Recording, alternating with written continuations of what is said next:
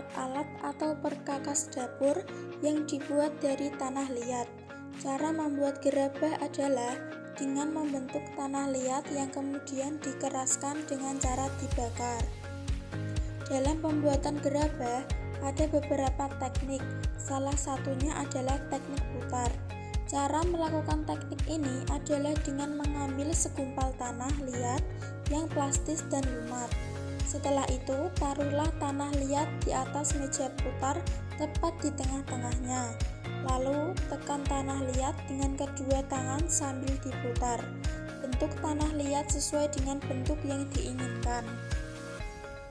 Jenis-jenis gerabah antara lain kendi untuk menyimpan air minum, periuk untuk memasak nasi, belanga untuk memasak sayur, tempayan untuk menyimpan beras atau air, dan anglo untuk memasak seperti kompor, celengan untuk menyimpan uang.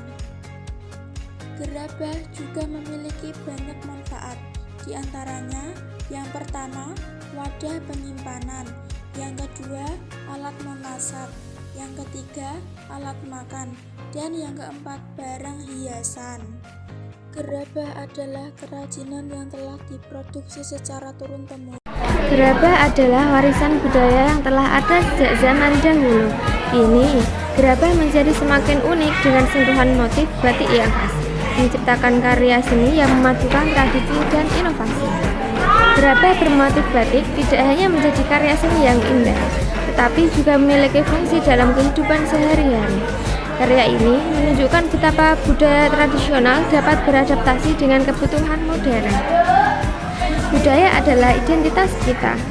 Dengan melestarikan seni gerabah, kita menjaga kekayaan warisan budaya Indonesia untuk generasi mendatang.